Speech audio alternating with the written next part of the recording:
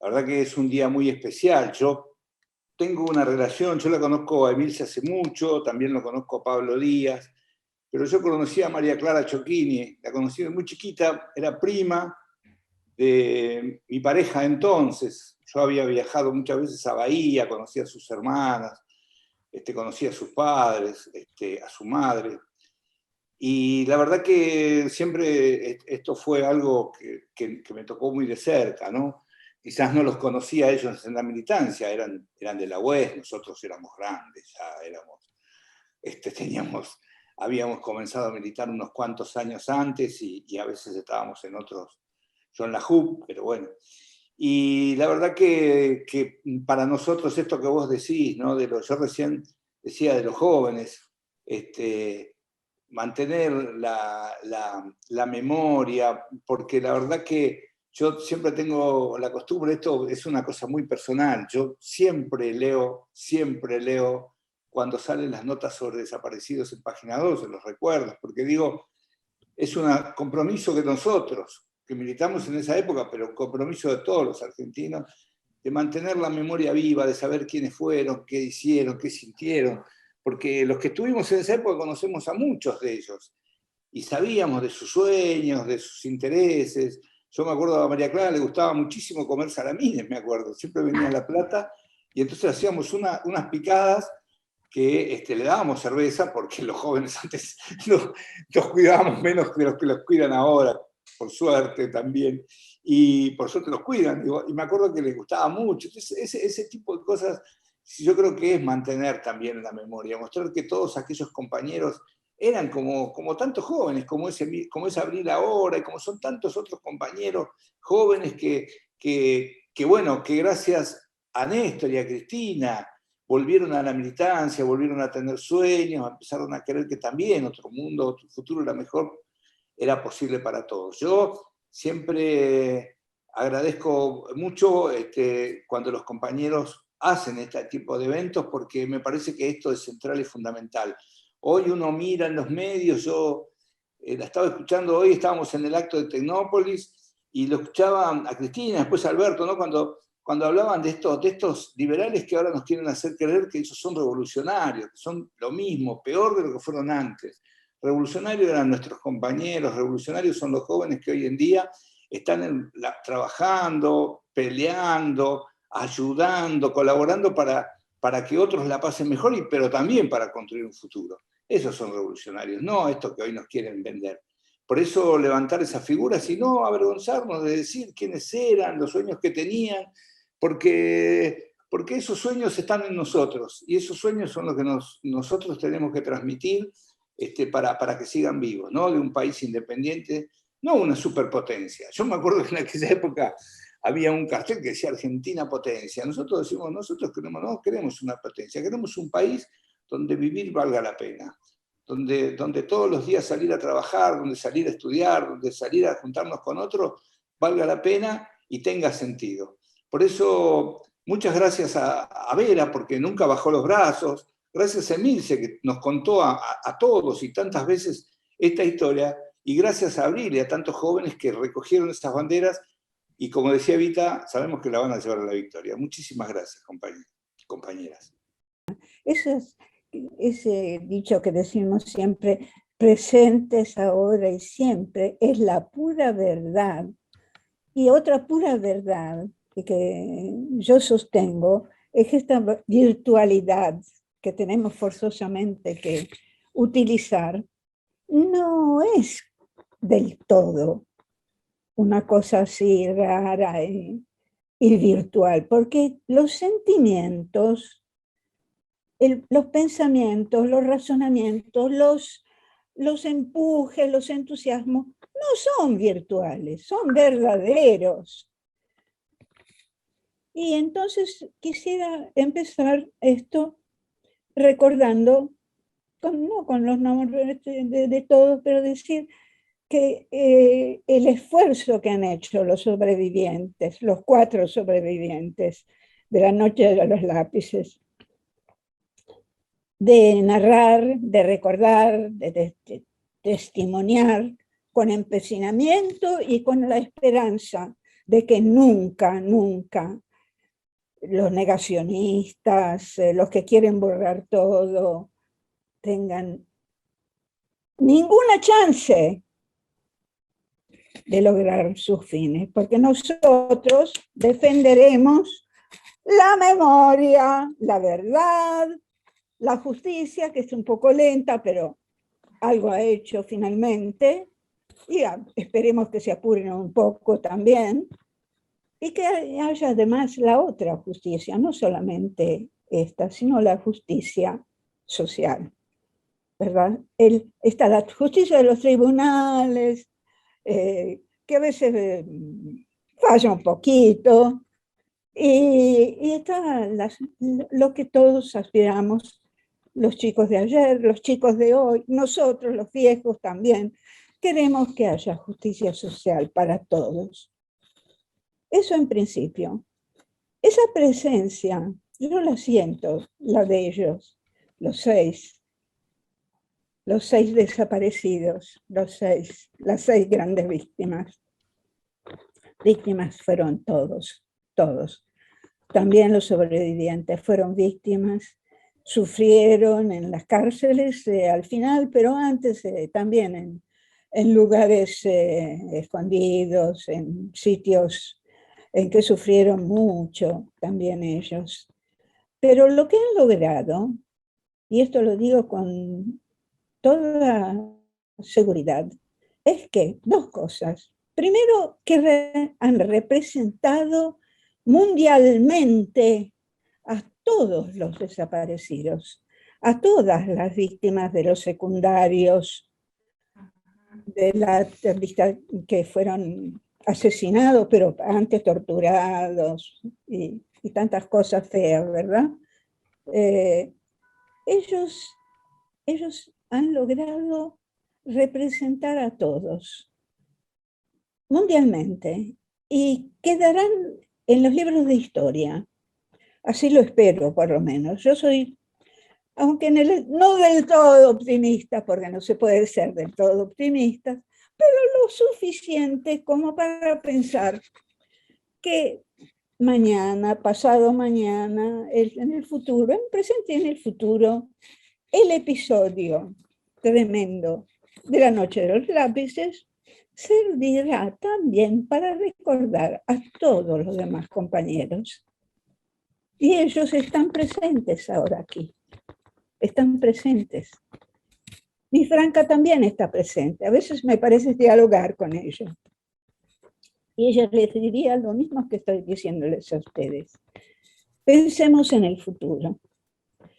Pensemos ante todo anteponernos con mucha firmeza justamente al negacionismo, al intento de borrarlo todo. Esa es una cosa. Y tratemos también, porque vendrá, cuando termine esta tremenda epidemia, vendrá un momento de crisis mundial. Y la historia nos dice, muchas cosas tremendas se repiten en la historia desde los tiempos inmemoriales en todas partes del mundo. Pero lo que se repite, y que tenemos que observarlo con mucha atención, es que después de esta crisis, viene el momento en que, ¿qué pasa?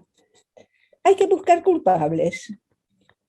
Los grandes poderes buscan culpables, es buscar el chivo emisario. Entonces se largan los odios y empiezan las persecuciones, las guerras y otros genocidios quizás. Cuidado cuando aparecen los primeros síntomas, que aparecen, ¿eh? Y ahí hay que ponerles un freno. La otra gran apuesta, y yo apuesto a todos, empezando por los jóvenes, es proteger el ambiente, nuestro planeta. Está en una situación muy grave y es el único hábitat que tenemos, que por lo menos no conozco otro, que tengamos los seres humanos, los animales y las plantas, incluyo a todos. Entonces ahí tenemos que desplegar también una acción nuestra, de todos y en todo el mundo, Y en la Argentina, desde luego, miren lo que pasó en el Paraná, miren lo que pasó en Alemania, son todos señales. Lo mal hecho ya está, no se puede ir atrás. Pero de acá en adelante tenemos que tener una campaña enorme en todo el mundo sobre este tema.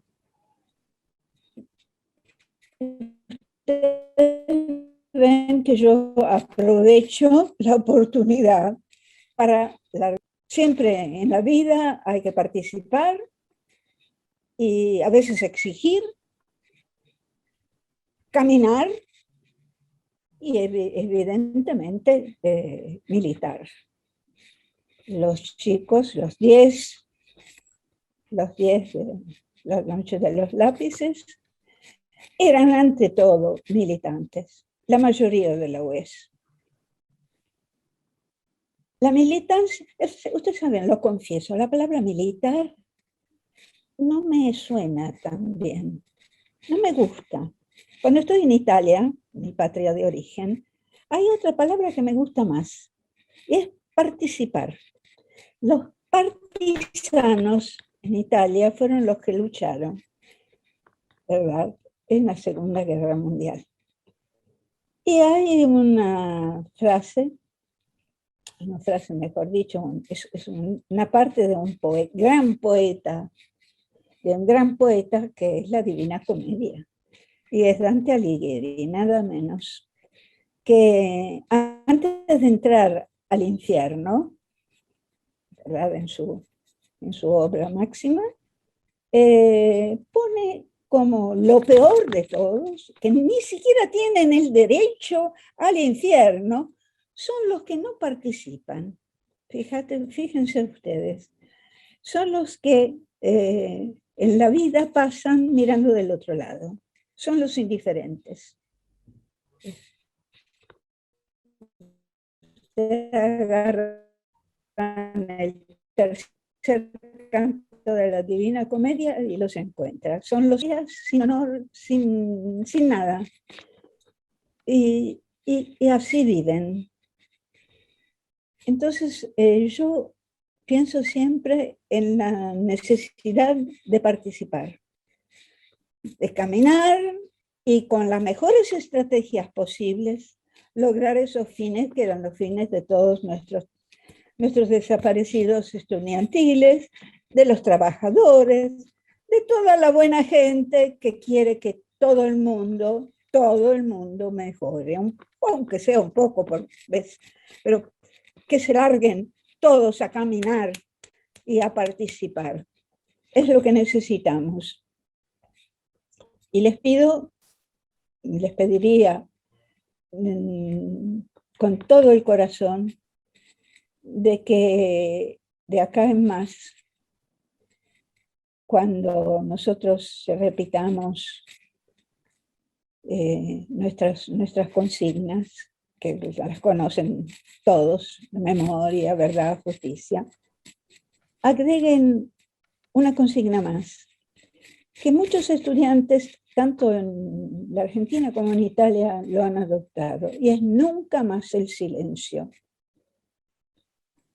Nunca más el silencio, que puede ser por miedo, por complicidad también, por connivencias, hace que las cosas tremendas que han sucedido tantas veces en la historia se repitan. Nunca más el silencio, tomar parte, ser partisanos y luchar de veras, sin violencias, no hace falta la violencia. Nosotros tenemos la democracia, por suerte. Hay que protegerla día a día, porque nos da la posibilidad de lograr esos fines pacíficamente, sin violencia. Me gustaría estar tanto tiempo con ustedes, charlar con ustedes, releer los textos de Emilce. Ha sido tan importante lo que ha hecho Emilce. Y también la película ha hecho bastante, yo creo. porque se ha visto en todo el mundo. A mí no me gustaba el título que tuvo en italiano, yo lo vi en italiano y además con el Colegio Nacional de Buenos Aires hay intercambios de estudiantes con liceos italianos, y los italianos cuando vienen ya han leído los textos y conocen bien la película, pero ahí se llama, en lugar, es un título parecido, pero no es igual. Se llama Le matite spezzate, los lápices quebrados. Y a mí eso de qué palabra quebrados. No, los lápices siguen escribiendo, ¿verdad? Y bueno, y siguen escribiendo y que sigamos escribiendo, hablando, reuniéndonos como nos estamos reuniendo en este momento para que se recuerde lo que no debe ser olvidado nunca, nunca más. Yo no sé si tengo todavía unos minutos más, pero lo que a mí me gusta más en las reuniones es responder a las preguntas de los jóvenes, lo confieso. Así que si les damos tiempo sería muy interesante. Un abrazo a todos. Y más que nada quiero decir que estoy muy emocionada por las palabras de Vera, y para mí es un lujo absoluto estar acá, tipo, compartiendo esta charla con compañeras tan entrañables como Vera y como Emilce. En serio, es como que no lo puedo creer todavía, que hayan pensado en mí, que hayan confiado en mí lo suficiente como para dejarme exponer. Así que no, estoy muy agradecida. Pero bueno, yo soy Abril, para los que no me conocen, tengo 17 años, que bueno, es la edad que tenía Emilce al momento de ser secuestrada, y en 10 días cumplo 18, que bueno, es la edad que tenía Franca al momento de su desaparición. Bueno, soy de la ciudad de La Plata, milito en la Unión de Estudiantes Secundarios, soy estudiante secundario, estoy en mi último año, y nada, soy presidenta del centro de estudiantes de mi colegio. Y nada, cuando al principio estaba pensando sobre qué podía hablar para la exposición, lo primero que se me vino a la cabeza fue justamente el centro de estudiantes de mi colegio, porque ese es el lugar quizás en el que, bueno, yo y la mayoría de los estudiantes tenemos nuestro primer acercamiento a la política, y creo que en ese sentido, por ahí compartí medio el mismo camino que hizo Milce, que bueno, al ingresar a la secundaria, me empecé a ver envuelta en este mundo de la política, y nada, fue como un empujón para empezar a participar de organizaciones externas a mi colegio, y creo que ese proceso es bastante similar para todos los que empezamos a militar desde el colegio secundario. Nada, yo voy a un colegio privado, entonces como que el recorrido para crear un centro de estudiantes fue no solo complejo, como lo es en todas las instituciones, sino bastante novedoso. Y algo que nos ocurría al principio fue que notábamos que por ahí los compañeros no tenían tanto interés en la política, pero lo que también notábamos es que hay cierto miedo a la palabra política. Y nada, yo al principio mucho no lo entendía, porque ¿cómo se le puede tener miedo a la política si la política es esperanza, es transformación, es la posibilidad de cambio? Pero bueno, nos pudimos organizar eventualmente, y al llegar la instancia de tener que decir, bueno, cómo nombramos a nuestro centro de estudiantes, empezamos a tirar palabras abstractas, a barajar nombres de próceres, de figuras históricas, y nada nos convencía demasiado hasta que alguien propuso llamarlo 16 de septiembre, y, y la verdad esa propuesta nos encantó. Nada, no es novedoso llamar acá en la ciudad de La Plata un centro 16 de septiembre, pero sí es bastante poderoso, y yo creo que eso ocurre cuando encontramos colectivamente sucesos que nos resultan lo suficientemente representativos. Entonces nada, tomamos ese nombre y el centro se llama 16 de septiembre. Así que nada, la fecha que vamos a conmemorar la semana que viene es quizás la más importante dentro del calendario académico, es como la fecha que todos esperamos para organizar jornadas, organizar actividades, porque no podemos permitirnos que la fecha pase desapercibida, y muchísimo menos olvidada. Y es muy importante porque no solo nos unifica hacia dentro de las instituciones, sino que es la oportunidad para trabajar de manera colaborativa con el resto de los centros de estudiantes, salir a las calles y encontrarnos. Y yo creo que durante la adolescencia es quizás el momento en el que más importante se torna la idea de agruparnos, de pertenecer a un grupo, de sentir que somos parte de algo más grande que nosotros mismos, de interactuar con los otros, de abrazarnos y vivir experiencias uno junto al otro. Y yo creo que la militancia nos brinda absolutamente todo eso, porque no solamente nos ayuda a asumir responsabilidades, nos da la oportunidad de ayudar a un otro y de conocer aún más la sociedad en la que habitamos, también nos da amigos, nos da compañeros con los que compartir muchísimas cosas y con los que nos encontramos que tenemos las mismas motivaciones, los mismos intereses. Entonces, nada, yo creo que eso es lo más hermoso de la militancia, el poder compartir. Pero bueno, todos los 16 de septiembre entonces recordamos a la Noche de los Lápices, donde nada, fue una noche o varias noches del mes de septiembre de 1976, en donde 10 jóvenes militantes secundarios de nuestra ciudad fueron forzados a la desaparición y enviados a centros clandestinos de detención. Yo creo que esta fecha es tan representativa para nosotros, militantes, porque visibiliza aquella parte que muchas veces queda oculta, que es la participación de los jóvenes, no solo en la vida cotidiana, sino en los sucesos históricos.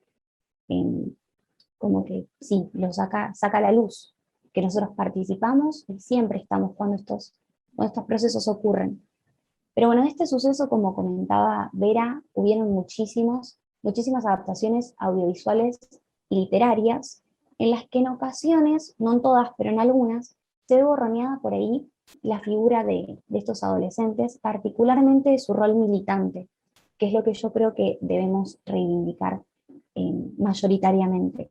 Porque no solo pedían por el famoso boleto estudiantil, sino que eran militantes hechos y derechos, con proyectos políticos, con ideas muy firmes, que participaban de organizaciones, de manifestaciones, y justamente es por eso que los desaparecen, no por ser militantes, por creer que la política era una herramienta válida para la transformación, para cambiar el mundo en el que habitábamos, y para los militares aquello era totalmente peligroso. Cualquier persona que se corriera un milímetro de la norma, del plan que ellos tenían, era considerado no solo un criminal, sino peligroso para el orden público.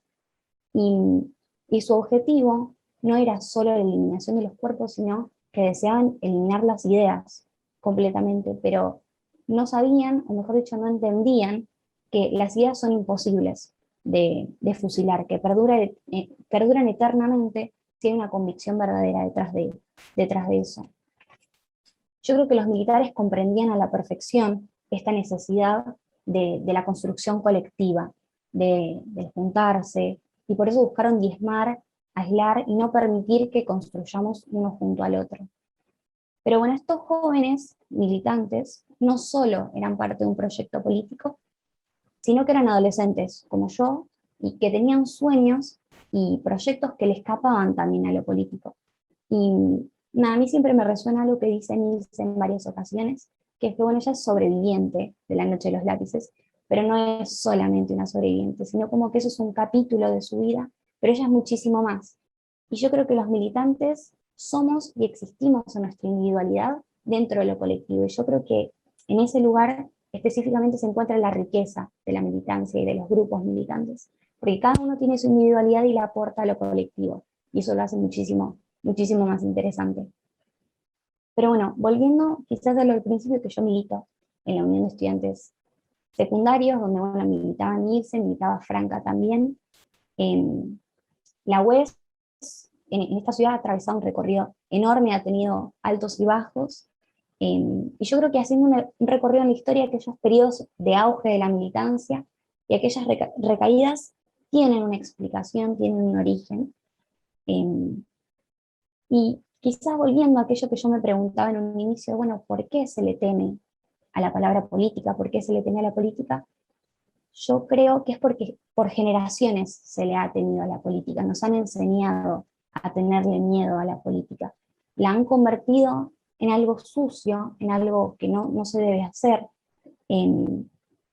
porque bueno, nuestros padres y nuestros abuelos han vivido en una época en la que aquellas personas que veían en la política una herramienta de transformación eran perseguidos y castigados. Y yo creo que las juventudes han sabido despegarse de eso, si bien ahora hay un renacimiento del discurso antipolítica, de que no hay que seguir involucrándose, un sector de la juventud se ha podido despegar y nada, ha podido transformar todo ese temor en pedidos de esperanza, en pedidos de verdad y en pedidos de justicia.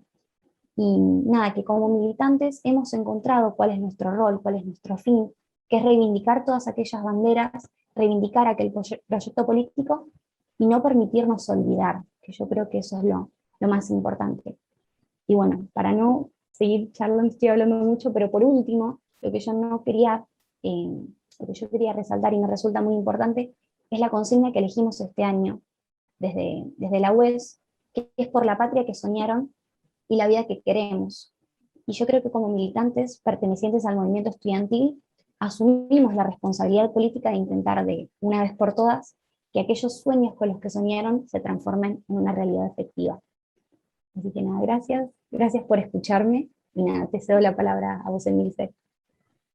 Bueno, impresionante. Buenas tardes a todos y a todas. Me dejaron la vara muy alta, realmente, ¿no? ¿Qué decir? Con esa Vera entrañable y como que decía que es optimista. Yo también soy una empedernida optimista. ¿Cómo no serlo después de escuchar a Abril? ¿Vieron lo que habló Abril? ¿Qué más? ¿Qué más? Hizo la síntesis perfecta. Barrió todos los temas. Nos tocó el corazón, estamos lagrimeando. Ya está, chicos, nos podemos ir a nuestra casa. La verdad que reponiéndome, un gusto. Saludo a tanta gente, agradezco la convocatoria, Carlito, Jorge, que siempre, Tato, querido, que siempre me convocan, no se cansan de invitarme, y acá estoy, y veo muchas caras queridas, Fernando Grosso, gran compañero, Carlito Giordano, militante de las causas, de Malvinas, otras causas, una causa de la cual muy sentida y tenemos que seguir militando, y así veo que van acompañando, veo muchas compañeras y compañeros que pertenecen, gente del Bachi, de La Plata, que pertenecen a universidades, que pertenecen a gremios, que pertenecen a lo que venimos defendiendo siempre, ¿no es cierto?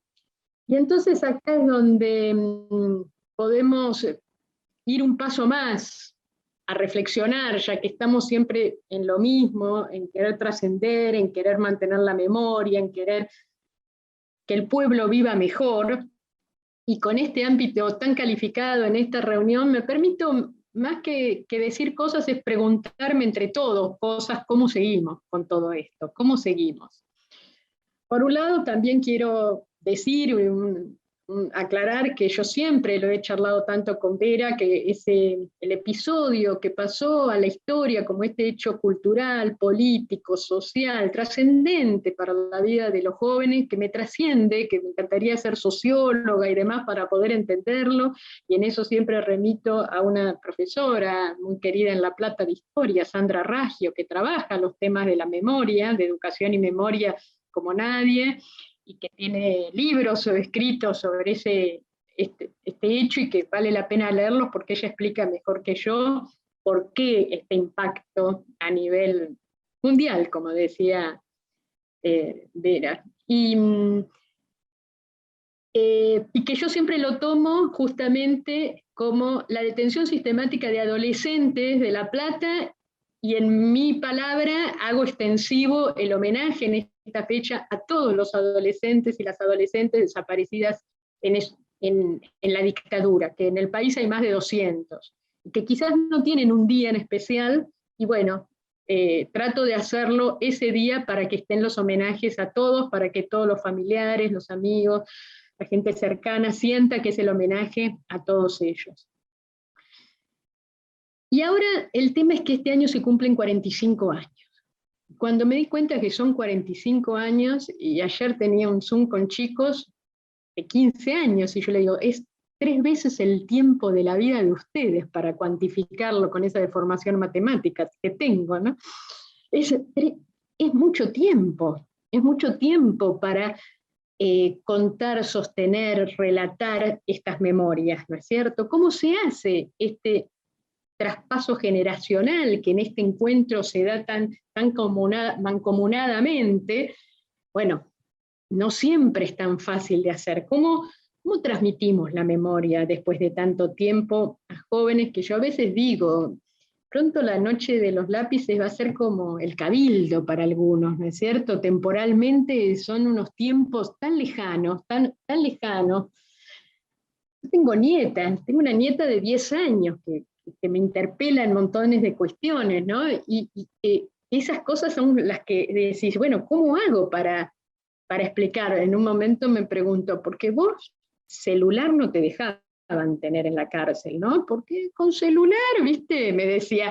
Entonces digo, y sí, yo dentro de 3 años esta chica está en un centro de estudiantes y yo le tengo que explicar lo que era un centro clandestino o lo que eran las pérdidas de libertad, ¿no es cierto? ¿Cómo haces, no? Y me parece que justamente, y yo reivindico mucho todo lo que hicimos, y sí, no es una falsa modestia, y lo digo, ¿no? Todo lo que hicimos de poder transmitir la historia, uno está orgulloso entre todos, entre tantos, entre las abuelas, las madres, los hijos, los abogados, los ciudadanos de bien. Hicimos esta construcción de esta matriz social en donde pudimos hacer una transmisión de la historia que permite que Abril hable como habla, y junto con Abril cientos de jóvenes, ¿no es cierto? En eso estamos, yo estoy contenta, y en eso para mí es un logro. Es un logro también que hay en nuestra ciudadanía un rechazo a la dictadura. En general podemos decir que hay un rechazo a la dictadura, que hay un rechazo a las apropiaciones ilegítimas de los hijos, de los nietos, hay un rechazo a la tortura. Y eso no es menor. Podemos decir, bueno, es una vara mínima, sí, pero no todos los países hicieron este proceso que nosotros hicimos y estas condenas que logramos como sociedad. Países no hicieron. Tenemos, como decía Vera, logramos, por supuesto, y en esto hay que aclarar, con un gobierno desde el kirchnerismo que puso el tema de derechos humanos como agenda, condenas a militares, a genocidas. Todo lo que queremos con los tiempos, no, es lo que se pudo. Pero seguramente le estamos dejando a Abril y a las nuevas generaciones un país mucho más saneado a nivel ciudadanía, a nivel democracia, con los genocidas presos condenados. No todos en las cárceles. Bueno, son los avatares y las disputas políticas que tenemos que seguir dando. Y pongo todo esto en valor porque después van a venir lo que nos falta, pero siempre hay que poner en valor, porque todo esto construido fue mucho. Y yo siempre hablo y tomo la palabra que decía Vera, que es lo que me preocupa, y es los silencios, ¿no es cierto? ¿Qué hubiera pasado si nosotros no hubiéramos hablado? Nadie hubiera hablado. Las víctimas directas, nadie nos hubiera dicho nada, habíamos pasado lo suficiente. ¿Quién te iba a decir algo porque no hables? Bastante ya habíamos pasado, cada uno, las madres, los dolores y demás. ¿Qué hubiera pasado? ¿Qué país tendríamos hoy si nosotros nos hubiéramos callado? Seguramente un país mucho peor, porque no hubiéramos podido hacer este legado. Y eso entonces pone el valor de la palabra, que le doy tanto valor hoy en día a las palabras tan denigradas, el valor de la palabra, el valor del testimonio, el valor de decir y el valor de tener un pensamiento consuetudinario con los hechos. Esto me parece que hay que remarcarlo, sobre todo cuando hay silencios. Y ahora vemos entonces qué es lo que falta. Y nos sigue faltando mucho. Porque hay hechos que nos marcan, como dice Vera, hay indicios. Y para mí un cimbronazo fue lo que pasó con Santiago Maldonado. Y me permitió, desgraciadamente, comunicarme con los jóvenes y que pudieran entender qué fue lo que pasó en la dictadura, porque yo siempre digo, los desaparecidos desaparecían de a uno, ¿no es cierto? Y cuando pasó Santiago Maldonado, pasó rápidamente que enseguida lo estigmatizaron. Enseguida no lo dejaron ser víctima. Y enseguida hubo gente que se corrió, que se cayó, que no participó. Yo en los encuentros le decía, ¿cuántos de ustedes fueron a reclamar por Santiago? ¿Cuántos de sus padres fueron a reclamar por Santiago? Y esto es hoy. ¿Tenían miedo? ¿Qué pasó? Fíjense cómo en tan poco tiempo la maquinaria y la estructura de la estigmatización, del no te metas, de por algo habrá sido, se instaló rápidamente en un periodo democrático débil, un periodo democrático con todas las falencias que venía de ese periodo, pero era un periodo democrático. Y cómo esa matriz del no te metas, del señalar al otro como el enemigo, se apretó y en forma instantánea se pulsó y se activó. Esos son indicadores claves para estar alerta, para tener esos alertas. Por otro lado, siendo optimista, fue una alerta que cuando se quiso instalar el 2x1, la sociedad reaccionó. O sea, esto no es lineal, como por ahí a mí me gustaría más matemáticamente hablando. Esto es dinámico. Entonces lo que tenemos que hacer, nosotros como docentes, como militantes, es que las nuevas generaciones logren identificar esos indicios de este presente. Porque yo digo, la dictadura no se va a presentar por hechos históricos y demás, como se presentó hace años. Eso no quiere decir que las opresiones van a seguir existiendo, que los poderosos van a seguir gobernando, porque básicamente lo que tenemos que transmitir es eso, no solo el horror, las torturas. Yo digo, la tortura no es pedagógica. Lo que es pedagógico es enseñar los procesos históricos y las disputas de intereses que estaban en juego para entender por qué pasó lo que pasó. Que no vinieron unos malos trasnochados y nos hicieron lo que nos hicieron. Porque yo digo, a mí no es que me pasó, nos pasó. Y ese es el esfuerzo que tenemos que hacer, que se comprenda la trama política, la trama económica. Entender que el gobierno de Macri vino a consolidar lo que hizo Martínez de Hoz en el plano económico, en donde la dictadura toma la deuda externa, pero se consolida en el gobierno de Macri. Eso es lo que tenemos que tratar de entender. Pero ¿cómo lo hacemos si la política está denostada, Abril? Si no te dejan abrir, si te dicen que eso es malo hablar de estas cosas. Que cuando vos querés hablar de política te salen con chanzas, te salen con chicanas, en donde la palabra, y aquí lo miro a Jorge por un tema comunicacional, donde la Facultad de Periodismo tiene tanto por hacer, la palabra está devaluada, la verdad está devaluada, los hechos no están importando, solo importa un pie de televisión, un tweet, una publicación de Facebook o Instagram. Entonces ahí es donde uno siente que se resbala, porque yo no sé cómo manejarme con esto, yo no sé cómo combatir un tuit, yo sé hablar, militar, explicar, tomarme el tiempo, por eso tuve esa necesidad imperiosa de escribir. Digo, sentía que se me iba el tiempo y que con 40 caracteres no podía contar qué había pasado. Y me tomé el tiempo para escribir y que quede, porque le doy valor a la palabra escrita. Y me parece que eso, y como estudiantes, como docentes universitarios, que tienen tantos trabajos sobre qué es la memoria, qué son las luchas, qué son tantas cosas, hay que salir a decirlo más. Todos sabemos, y quizás hay algunos acá que hablan mucho mejor que uno, sobre por qué estamos como estamos, qué pasa con la cuestión comunicacional, por qué no se puede hablar de política o no quieren alguno. Me parece que es un rol de todos, esa militancia del lenguaje, esa militancia de volver a decir las cosas por su nombre, de volver a poner las palabras con su nombre, que no nos apropien más palabras, que no nos saquen más contenido en las palabras, y que nos den los tiempos para poder desarrollar las historias y contar las cosas como pasaron. Porque si no, no podemos hacer ese legado, esos entramados en las nuevas generaciones no las podemos hacer.